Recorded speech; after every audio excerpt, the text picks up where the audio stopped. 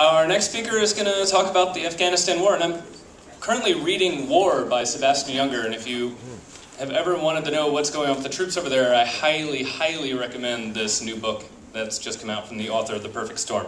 Please welcome up Mike Dewar.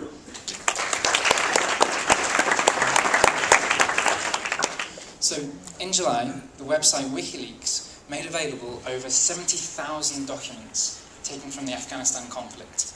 It was hailed and condemned as one of the biggest leaks in US military history. The leak was made very public by 3 newspapers: The Guardian in the UK, Der Spiegel in Germany, and the New York Times here in the US. They pulled an incredible amount of data out of this. So it was a big win for data journalism. They pulled the stories directly out of the data sets, and they provided an incredible service for us as they validated the information contained in this website. So on the same day that the story was released in the newspapers, the WikiLeaks website made available the whole data set for you to download. So it comes in a number of easy-to-use formats, and you can download it without any strings attached. And this data set is incredibly detailed. So every event comes with date and location information. It comes with a large amount of report summary text written in free English.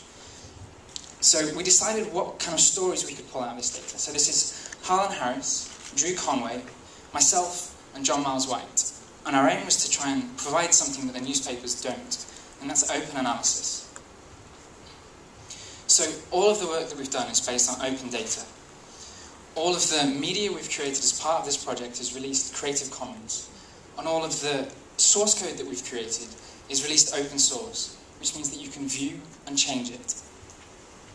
So we went along to the bit.ly hackathon in August, and we hacked on this data until they kicked us out.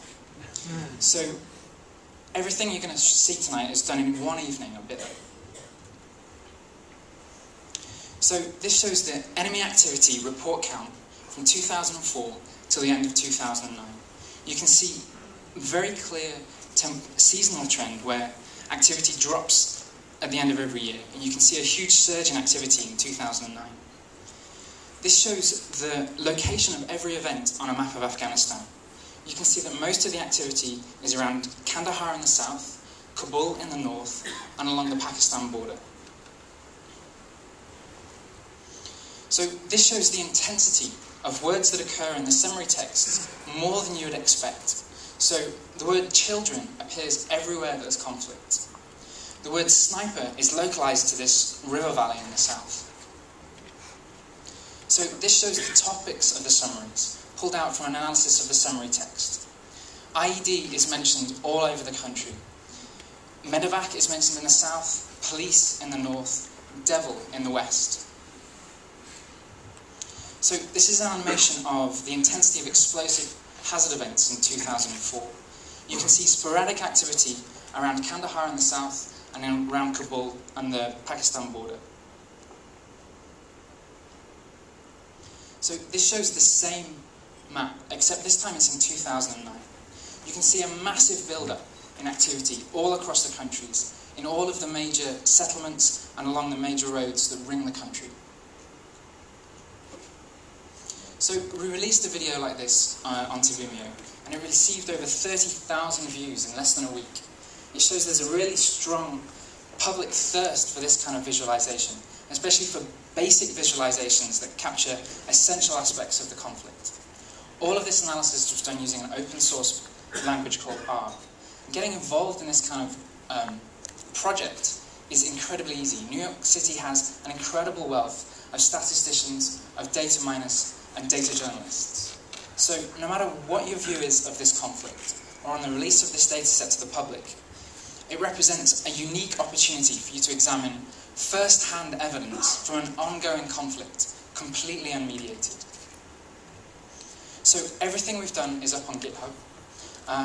If you don't like what we've done, if you think something fishy is going on, then you can go ahead and have a look at it. If you want to ask your own questions of this data set, you can use our code as a basis to ask your own questions.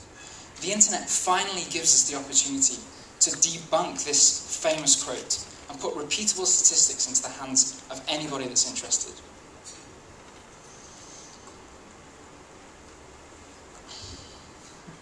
I think that asking the questions that we think are important is fundamental for a participatory democratic society. Thanks very much.